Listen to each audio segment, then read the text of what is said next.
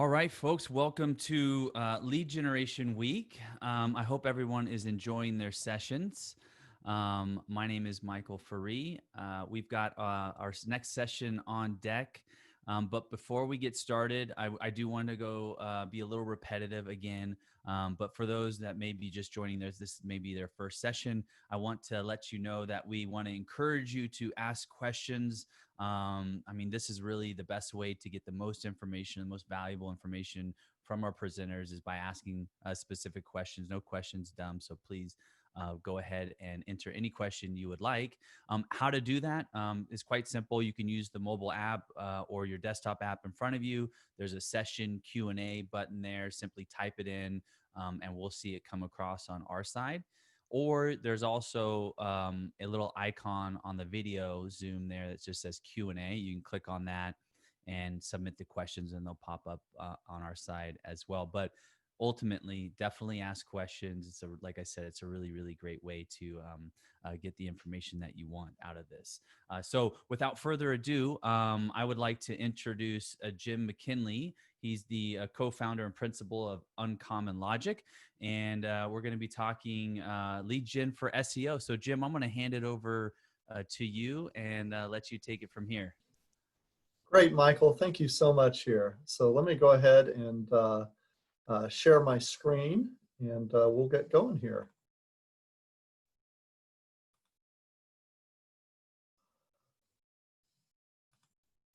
There we go. How's that? Is that we good? Perfect. All right. Well, hey, thank you so much, Michael, for having me today. I'm very excited to get to talk a little bit today about some SEO tactics for lead gen. And my goal today is I'm going to give you 5 things that you can do to optimize your SEO presence in 2020. And so a little bit more about myself. Michael already introduced me. I'm Jim McKinley. I am the principal and a co-founder of a digital marketing ad agency called Uncommon Logic. Now, we're a direct response digital ad agency. We do things such as SEO, paid media, conversion rate optimization, data and analytics, etc. In addition to that, I'm also an adjunct professor at Baylor University, where I have the privilege of actually getting to teach digital marketing to college and university students. Personally, I've been a full-time digital marketer since 1999. Which simply means that I've made just about every mistake that you can possibly make in digital marketing. And I've got all the scar tissue to prove it, and I'm going to share some of that with you today. So before I get started, I just want to take a half a step back and talk a little bit about my goal for you today. Just to be clear, this is not a technical SEO session. This is not PubCon. We're not going to do a deep dive into all aspects of SEO, because first off, there's just simply not enough time and there's really too many topics to cover. But really what I want for you today, or my goal, is for you to take away an idea or maybe something you already know about, and maybe I can encourage you to reprioritize something. So if you're an experienced SEO practitioner, a lot of these things will seem basic. However, these are the things that we're seeing work specifically for our lead generation clients. And so I thought I'd share these with you today. Now, if you do want to connect with me, like for example, if you'd like to get a copy of this presentation, or if you want to ask questions outside of this session or talk more about your specific company's challenges, we've set up a tiny URL, and it's going to be at the bottom of each one of the slides. There, if you want to, you can just give us your name and email address, and we'll send you a copy of the deck or engage with you however you want. All right, let's get going with the fun stuff. First off, let's talk about Google search. Man, if you go back 15 years, and I know this is going back into the age of dinosaurs as far as digital marketing goes, but if you go back to 2005, golly, Google search was simple. It's like the good old days. You know, basically we had one search engine. You had the ads on the top and on the sides, and then you had organic. And back in 2005, we pretty much lived in a desktop-only world. Now, fast forward things to 2020, and goodness, things have changed. It's very different today. So for example, you've got things such as the featured snippet, otherwise known as the answer box, where instead of giving listings, if you type in a query into Google, they'll try to actually answer the question directly without asking you to click through somewhere. You also have things such as the maps pack. So if I type in bike repair in Austin, Google shows me a map of bike repair places that are near my house. In addition to that, other things have changed as well. You've got things such as expanded listings with with site links, where it's possible that your organic listing can take up almost half a page inside of the results pages. You also have things such as Google's internally created tools and widgets. I mean, here's an example of their flight finder tools. Not that anyone is necessarily looking to find flights right now, but it's out there. In addition to that, you also have things such as the knowledge graph, where Google, usually on the right-hand side, will give you information or kind of a quick summary of the organization or company that you're searching about, including pictures, maps, ratings, address, reviews, questions, stuff like that. Additionally, there's even another sort of sub-search engine called the carousel, where you can see several different people's quick takes on a certain topic. And it even goes beyond that. You've got things such as direct answer or otherwise known as the zero-click search results.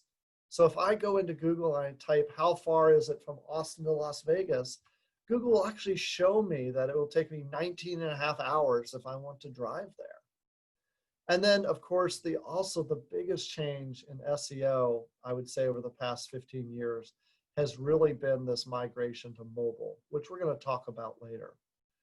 And so the question becomes for all of us is, how do we compete in SEO today? How do you get that advantage, like that person in lane 1, over your competitors? Well, first off, it has become much more complex. But what you need to do is start off by realizing is most likely you can't win at everything. You're not going to be able to dominate all aspects of SEO.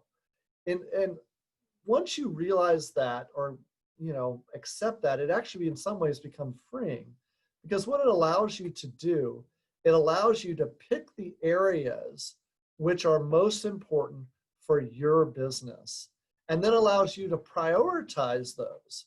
So for example, if you're a local insurance agency and a lot of your business is that in-person one-to-one, and you want to get leads and customers for people that are in your geographic area, well, things like the maps become very important to you. But vice versa, if you're a national insurance carrier, then maybe traditional SEO is more important. And so the idea is to pick the things and then optimize to maximize the visibility and the results in those specific areas. And so what I'm going to do now is I'm going to go through 5 different these are going to be quick 5 to 10 minute bursts of speed or topics on things that we're seeing that are working well. All right, let's dive in. The first topic I want to talk a little bit about is structured markup. So structured markup can help you stand out for your competitors. So for example, a couple of months ago, I typed in a search on commercial glass replacement. Now, without even looking at the words on the listing, I don't know about you, but my eyes immediately went to the stars, the 4.5 star rating for the second listing for windowworks.com. That is structured markup. Now, let me give you a little more background. So structured markup is simply code you put on your website, which gives search engines additional information about your content, like title tags and meta descriptions. The reason why it's important is it helps the search engines better understand your content, and more importantly, it allows them to format that information differently. And that's where the power of this comes in, is that it really helps you to stand out from the crowd. And the reason why that's so important is anytime you can stand out from the crowd, inside of organic search or SEO, that leads to a higher click-through rate with more traffic and more customers. Now, there are lots of different types of structured markup. We already talked about the star rating, but there's things such as product market. So if we weren't in the world of lead gen, you could show prices for a specific product. Or there's even things like video markup, where you can show a still from a video inside of the organic search listing. In fact, there are almost 30 different types of structured markup. So everything from articles to FAQs to how-tos, local business, Q&A, review snippets, or even things such as Speakable. Now, the thing for you, and I'm just talking about a couple of them, but the thing that's important for you as a lead gen person and thinking about SEO is each one of these will render slightly different inside of the search engines. All right, well, let's take it back. Let's make it tangible. Well, what do you do with all of this? Well, first off, Google has created a guide. If you just Google structured data guide or Google structured data guide, you'll find this link, or if you want, you can get a copy of this presentation, where Google goes through the different types of structured data and shows you how to implement them. So start by understanding what's even available in your market. And then look at, well, evaluate your content. So is any of my content applicable to structured data? Do I have a how-to? Do I have a Q&A? Can I utilize that? And then add the code to the header of your website. It's literally that simple. It's very similar to meta content. Now, there's a couple of different frameworks for structuring it. Our technical SEO guys like something called JSON or JSON because it can live as a standalone piece of code in your header tag. But the key takeaway for you is that so many things in SEO take long periods of time to actually implement. And the neat part about structured data is that once you've put it in, you're pretty much done. And so I encourage you, if you've never done structured data before, I'd encourage you to look into it. Or if you have and it's been a while, like I said, Google is adding new different types of structured data elements all the time. It may be time to go back and kind of take a look at things and see if there's new types that you can apply. All right, let's go on to the second topic, and that is localization, local pages and directories. Now, traditionally, localized search meant optimizing your web presence to show up in the local map pack. So if I were a auto repair shop and someone typed in auto shop in Orange County, I would want to optimize my website. So if I'm the auto clinic, that my listing or my repair shop would show up first.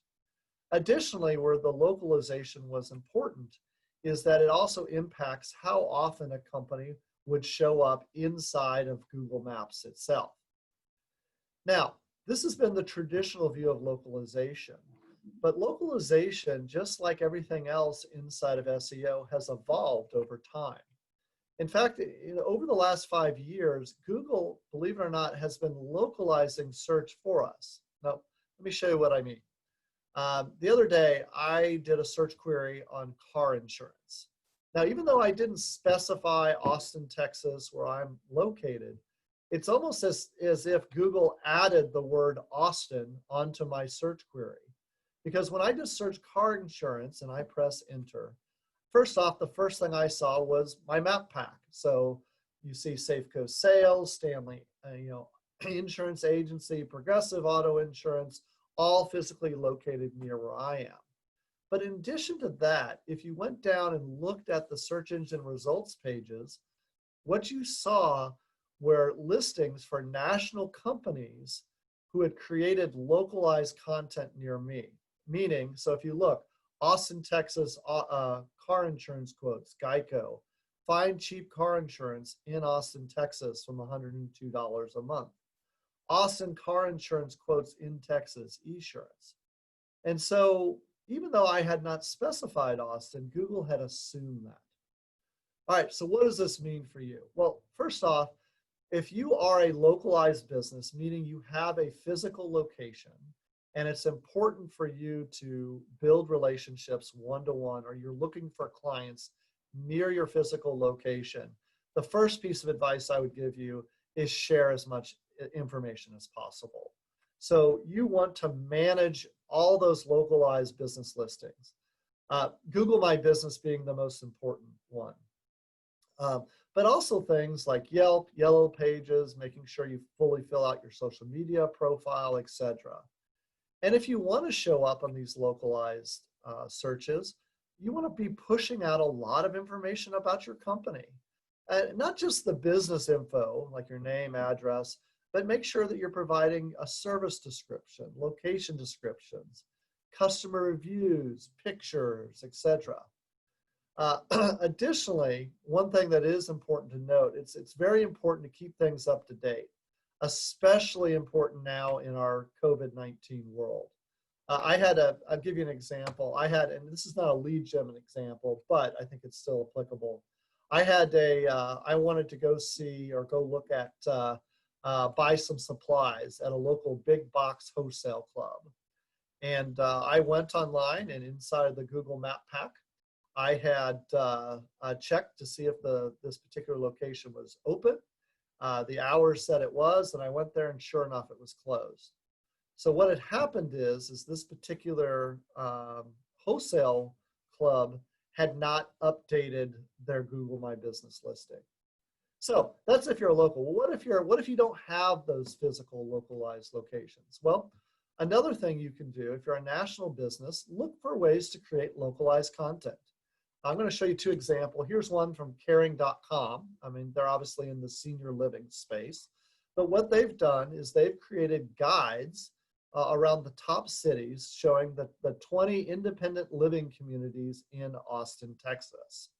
Another take on this is, Esurance has done this. Get an Austin car insurance quote from Esurance.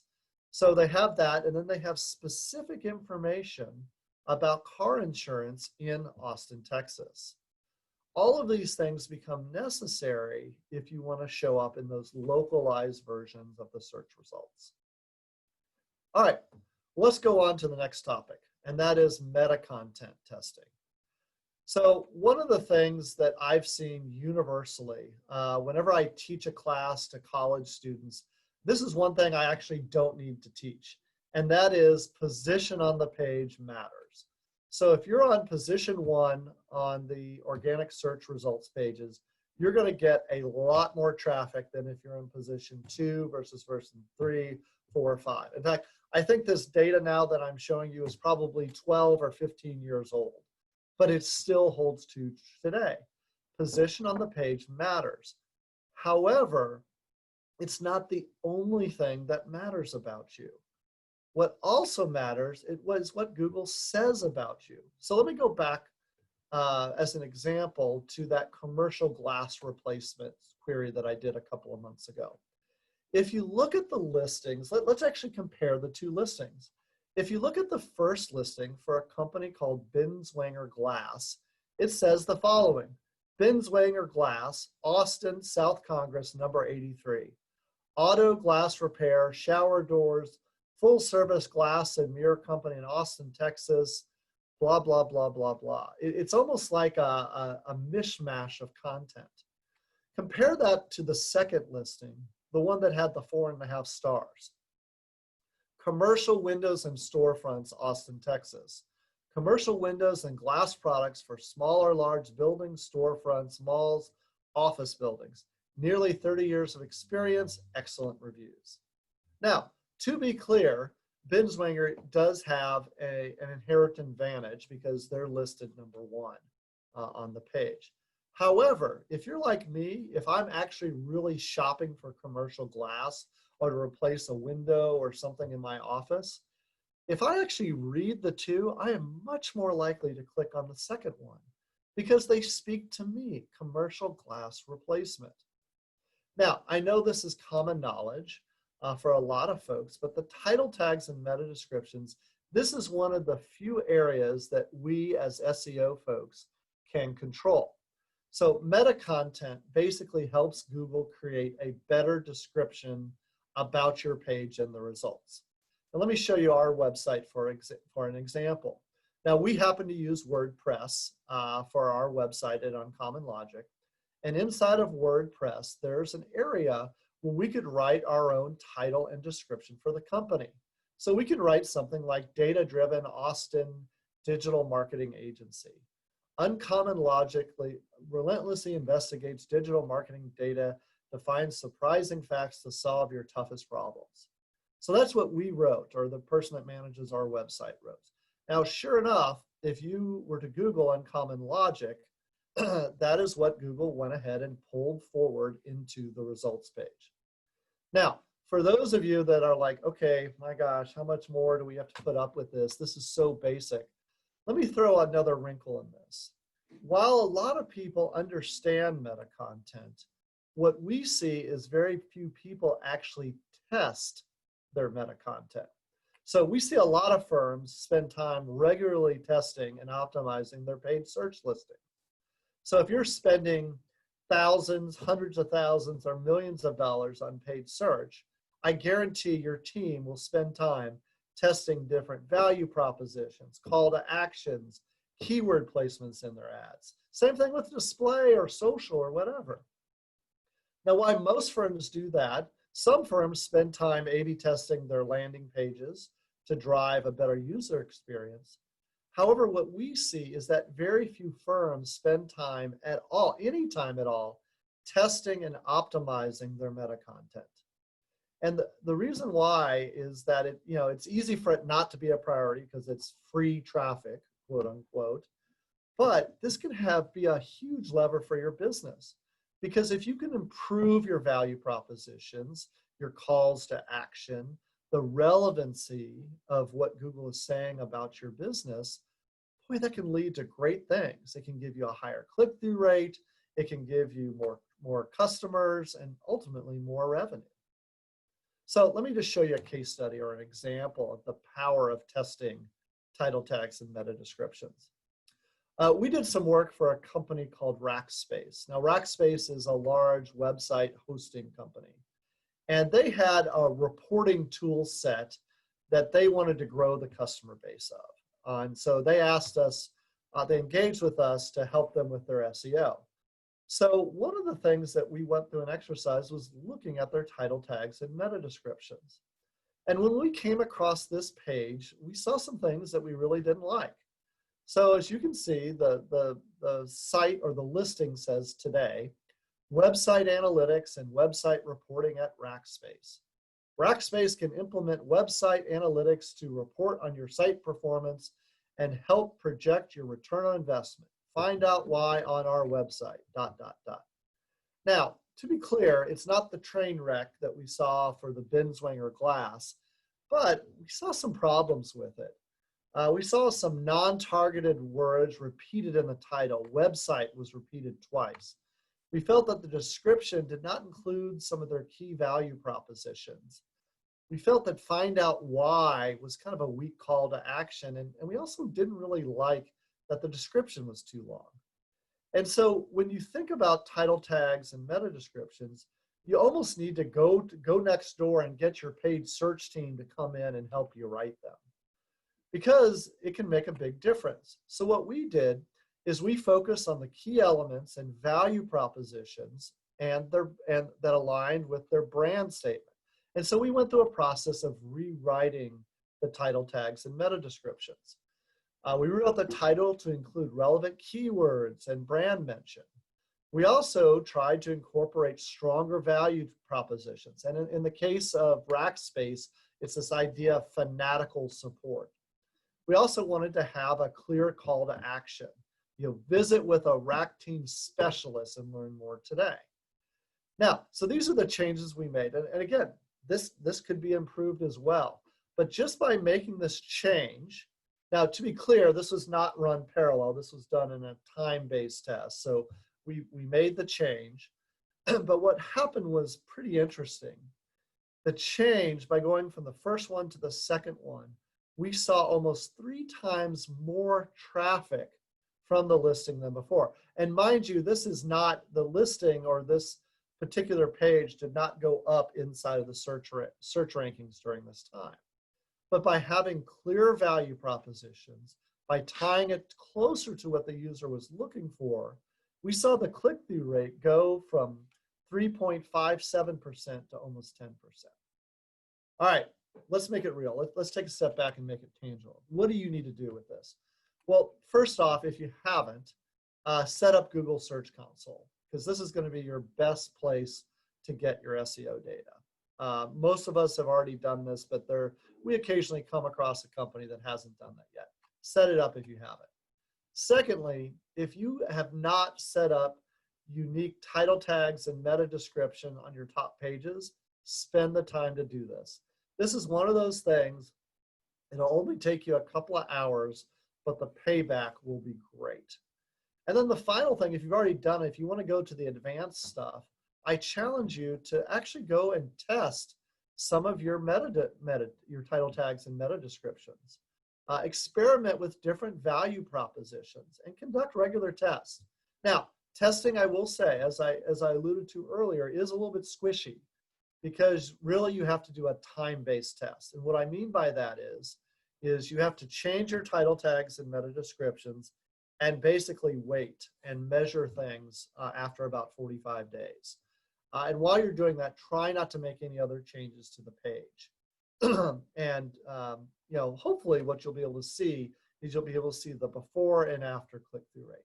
It's not as scientific as some of the things we can do with CRO and paid search, but we have seen and have really gotten some neat traction out of this. All right, let's hop into my fourth topic, and that is featured snippets. So the other day, as you can tell, I like to spend a lot of my free time doing searches on Google, don't we all? But I typed in, who is the fastest person in the world? And unfortunately, I didn't see myself. Instead, I saw Usain Bolt. And you can see what Google's doing here with this featured snippet. They're trying to, again, answer my question directly without having to leave the Google ecosystem. And they did a pretty good job. I mean, they showed some great pictures of him. They gave a brief bio. They also showed some other people who are also really fast people as well. Now, obviously, this is not my search for the fastest person in the world, did not have any commercial intent for this. But we have seen lead gen companies be very successful at doing this. Let me show you an example. Now, they are not a company, but Bankrate, we've seen, has been very good at this. So as you can see, I typed in, what is the best car insurance? And you can see sort of a similar layout for a featured snippet that Google's returning from Bankrate. So you see, the big, according to bankrate.com, you can see the logos of who Bankrate feels are the best car insurance companies. In addition to that, you can see a grid that shows a listing of Progressive, Allstate, USAA, Amica, and others, 8 more, with rankings and financial strengths, along with a link to Bankrate. Boy, what a powerful thing. Google is basically telling me that for this particular query, for the best car insurance company, that Bankrate is the authority. And guess what? If I click through there, what do I see? Get personalized auto insurance quotes, along with the rest of the content. And so for us, featured snippets are really powerful things. And if you can get them, they're really powerful for 3 reasons. The first one is today, almost 25% of search results have some sort of a featured snippet. Now, this is up from 12% only 2 years ago. And so what's becoming apparent to us as SEO practitioners is that Google is viewing featured snippets as more and more important and trying to expand the horizon or the universe of which that featured snippets are being displayed. So it's no longer something that you can ignore or just kind of on the sidelines. Secondly, is that featured snippets, not always, but typically appear in the first or second position inside of the search results. And oh, and by the way, if you want to get really cutting edge for voice searches, featured snippets are what is actually read out as the answer itself. And for us as digital marketers, the reason why they're interesting for us is that if the user is engaged, does want more information, is moving through that buying funnel, then they can easily go to the source. Hopefully that's you or me. So let's talk a little bit more about featured snippets. The other thing that we've noticed, so one thing that we've noticed about featured snippets is that today they tend to appear on long tail, lower volume search queries. And so this is a study that Ahrefs did. And what they found is over half, they ran 1 million different queries and noted which ones actually showed a featured snippet. And on the research that they did, is they found that over half the queries where featured snippets showed up tended to be the longer tail, the ones that had less than 50 queries per month. And vice versa, they found very few queries that had more than 5,000 queries per month. They found very few of those where featured snippets showed up. So what that means for us, if your bank rate is to pull through, there's probably not that many people every month that type in what is the best car insurance company. There's probably not that many people that type that in. So that's going to be more relevant because it's more specific question than someone that types just in insurance.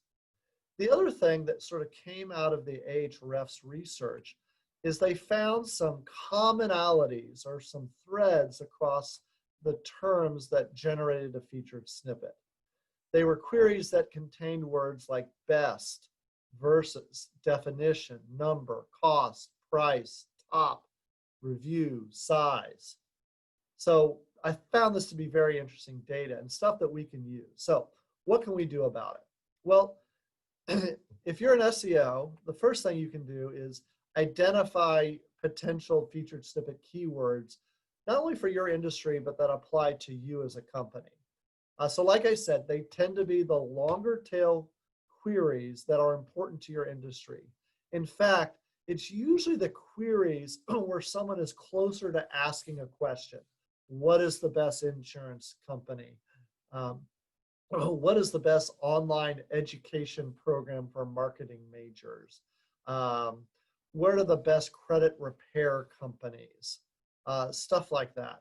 So you want to get stuff that is long tail, that shows buying intent.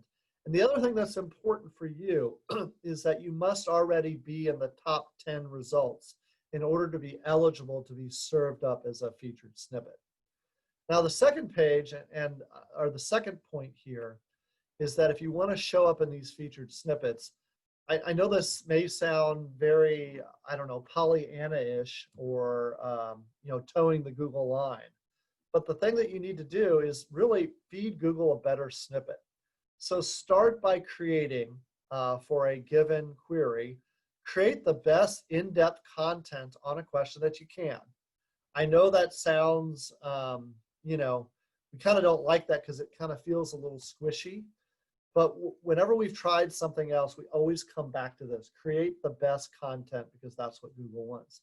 And then use proper formatting. Make sure that if you can put a table or a grid, Google seems to like those. Have H1 tags, HTML format. Don't try to do keyword stuffing where you repeat something 87 times.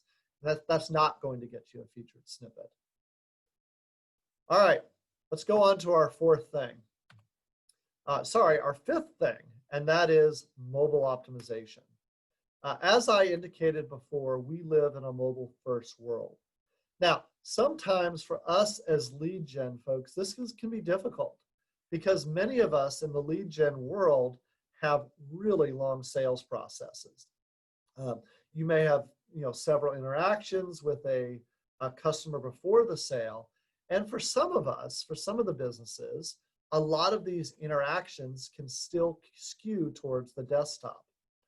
Well, if that's you, don't be fooled like that because from an SEO standpoint, we live in a mobile-first world. Google has come out and basically stated that they utilize the mobile version of your website for SEO index and ranking. But you can see it right here. This is a quote from Google. Since the majority of our users now access Google search with a mobile device, Googlebot primarily crawls and indexes pages with the smartphone agent going forward. And so what that means for you is the mobile version of your site is what matters most for SEO. And so a lot of times we have to have this conversation with our clients around mobile. And of course, there's a lot of things you can optimize on your mobile website. But the one I want to address today is really around mobile site speed. So the speed of your page is extremely important. First off, it's important because Google has basically told us that the load time of your mobile site is a factor in SEO ranking. And as simply as I can put it, faster is better. Man, you want to be like these bobsled guys and be flying down. But in addition to that, there's a secondary benefit of having a really fast mobile site. And that is mobile page speed impacts user experience. There's a lot of statistics on this. I just picked two of them. One of them that said that for websites, 53% of mobile users will leave a site if it takes greater than 3 seconds to load. Boy, we've gotten impatient. Secondly, is that a 1 second delay in load time can reduce conversion rate by 7%. So I can't hammer enough is that one of the first things we do with new clients is we really hammer on this mobile site speed because it benefits all things. So how do you go about it? Well, again, there is good news because Google has provided a fairly robust tool to measure your mobile site speed. So if you Google, it's called Page Speed Insights. So if you Google Page Speed Insights, or I put the URL here in the deck, if you put this in, you will go to this, Google will serve up this tool to you where you can actually benchmark the speed of your website. And so in preparing for today, I decided just to put a very popular website. I just chose ESPN.com to see the speed of the mobile version of their website. And so you type it in and you analyze it and boom, Google will come back to you with a report around your mobile page speed. Now, first off, the good news is this is a free tool. The bad news for ESPN, on a scale of 1 to 100, Google ranks them as a 9. Now, it could be that ESPN.com doesn't care about their SEO traffic. But for us, that in the lead gen world, we do care. And so what's great about this tool is Google not only shows you your ranking, but also gives you things you can do about it. Because without that, the ranking just kind of becomes mind candy. But what's great is Google shows you the elements of the things that are causing the mobile version of your website to take a long time to render or display, or slows it down. Additionally, Google will give you specific things under each one of these. Like this is an example of eliminate render blocking resources, which is taking 2.1 seconds in this case. It tells them specific things that you can do to speed up your page load time. And so this is a great tool. However, it's not the only one. In addition to the page speed insights, there are other tools out there that we like. There's things such as web page tests, GT Matrix, Pingdom. Some of these free, some of these are paid. But the reason why we like them is that they all are similar to Google's page speed insights, but they all have their slightly different take on things. The way we like to liken it to, it's sort of like getting opinions from a couple of different doctors. But what you want to do is, if you're serious about this, start with Google Page Speed Insights, but then you may want to check one of more of these other tools to get some slightly different opinions.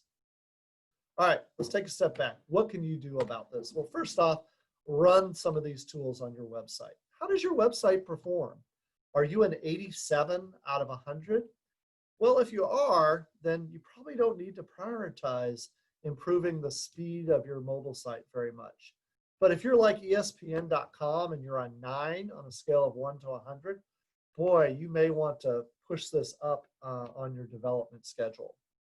And so the next thing you ought to do is work with your web dev team to implement some of the suggested fixes. I know that sounds sort of simplistic, but you'll really start seeing a difference. All right, let me bring all this together. But before I go to questions and sort of end my conversation today, one of the things that we get asked a lot right now is, how does COVID-19 affect my SEO strategy? So I just thought I'd do one quick slide on this, and then I'm going to go to questions here in a second. But how does COVID-19 affect my SEO strategy? Well, first off, let me take a step back and just state most of SEO is not affected by COVID-19 because Google's search algorithms have not changed. Now, granted, Google's is always evolving their search algorithm, but COVID-19 has not impacted how the core algorithm works. So the same principles apply. You want to have a technically clean website. You want to have high quality content. You want to have a good user experience. None of those things have changed. Now, what has changed in the area of COVID is two things. Number one is the searches that people are conducting, and second, the value propositions customers are engaging with. Now, let me give you an example. I talked to, a couple of weeks ago, a distance learning company. And what this company did is they provide a platform for big companies to do distance learning for their employees. Now, they had seen two big things that had changed. Number one is the types of searches of people were doing inside of their industry. All of a sudden, this COVID thing came up, and all of a sudden, all these big companies wanted to continue what had previously been in-person training programs. They now needed to do it remotely. And so they saw a shift in the types of searches that people were searching on. Additionally, what they saw is the value propositions that customers were engaging with also changed. So prior to COVID-19, their big pitch to big companies is, hey, we can help you, reduce your cost. So instead of getting all these people together for in-person training, all that expense, we can reduce your cost because you can now do it on a distance basis. Well, guess what happened? Once COVID-19 comes up, that cost savings argument became less interesting to the market. And what really started to resonate was safety, the elimination of business travel, etc. And so the question I have for you all with COVID, first off, if you're doing technical cleanups of your website or, creating high quality content, don't stop doing those things because of COVID. But two things you can think about today is, number one, look at your content strategy. Are there opportunities to speak into this pandemic that is appropriate for your particular industry? For example, if you're in the car insurance, what does COVID-19 mean to my car insurance if I'm not driving as much? Boy, these are great golden opportunities to create content. And also, you may want to look at your value propositions. How are you articulating yourself in the marketplace today? All right, last slide. What next? Well, so today I present a lot of high-level information. And again, my challenge for you today is I'm not going to give you, hopefully you'll take away 1 to 2 ideas or things that you need to reprioritize to your specific situation. As I said, if you'd like a copy of this presentation or would like to talk about your specific situation, you can go to tinyurl.com/UCL/lead gen week, LGW. So that's all I have in terms of presentation. I'm going to go ahead and end the show, Michael, and we can actually go to questions. Perfect. First of all, that was excellent. I literally opened up my website in WordPress and started making changes to my, this will definitely be one of those presentations that we need to get the recording up as soon as possible, so I can go back and watch it over and over and make the Well, changes. I will say I decided to be nice because usually anytime I speak at a conference, I'll actually use the conference's website as the example. But I decided, you know what, because that way I'm not offending any company, because I've actually had the circumstance where I used an example, and like the head of digital came up to me afterwards and say, why are you using my site in your presentation? Yeah. So anyway. Well, our lead generation world site would have been a really good example of what not to do. So I went in there and changed. So we do have a couple questions, and I'm not sure if you see them on the side there. Sure, let me The pull them first up. question, is would you consider adding content to Google My Business listing in an important piece of external SEO? Is the first question. The second part is, does it have as much value as on-site content? So, boy, let me add that. Let me answer these in two parts. So the first part, would you consider adding content to Google My Business listing as an important part of external SEO? I'd say, yeah, it is a good thing, especially if you have those physical locations internally. And you're really trying to create a localized presence for the maps and things like that. So, like for example, I have a friend of mine that owns a chain of gyms here in Austin, workout place. Now, obviously, they're closed, they're shut down. Although actually, the gyms are starting to reopen now in Texas. But for them, it's very important for them to constantly add new pictures, reviews, stuff like that to try and increase their profile. In terms of the second question, does it have much value as on-site content? I think that's hard to know. I mean, if I had to choose like just between those two, I would probably choose the on-site content first. But I'd like to see, honestly, I'd like to spread the peanut butter across both of them if you can. So just, I know we all live in a world where we have limited resources. So if I had to pick one, I'd pick your on-site, but especially if you have that localized presence, it does get to be pretty important. Yeah, I appreciate that. Usually the typical answer from an SEO expert is it depends. Right. Right? No, hey, we actually have t-shirts that say it depends, because that seems to be the answer to every question in digital marketing. Yeah, exactly. Okay, so last question, which I think you really touched on it in your presentation, but with regards to testing meta tags, is there a tool, or is it really just that's sort a of great question. Yeah. And I'd invite, if there are people out there, I have not seen one that we have liked or utilized. If there is one out there that other people out there have used and liked, please let me know, and I'll be more than happy to update the presentation. Unfortunately today, Michael, it is a little bit of a messy process, because it's like one of the things, you kind of do what you did. You have to stop, go into your instance of WordPress, you update it. Well, first off, you measure before, say, okay, what is go into the search console and see what level of click-through rate, am I getting for various terms and pages and stuff like that. Then you make the change and you wait, and then you come back and you have to see, okay, did that change? Now, obviously in any sort of time-bound test, the market could change or things that can skew that, but that's the best way that we've been able to do that. So, hey, maybe you're onto something here. Maybe one of our audience members here can go out and create a tool, because I know we'd love to use it. Because this has been one of our little secret, our secret weapons that we utilize from an SEO standpoint, is this testing and evolving the title tags and meta descriptions.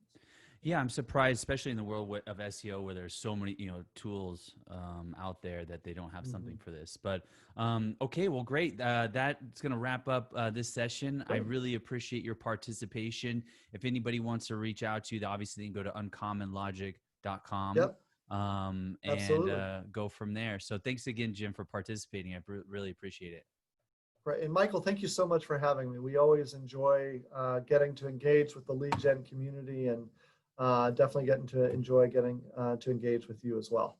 Excellent. Thank you.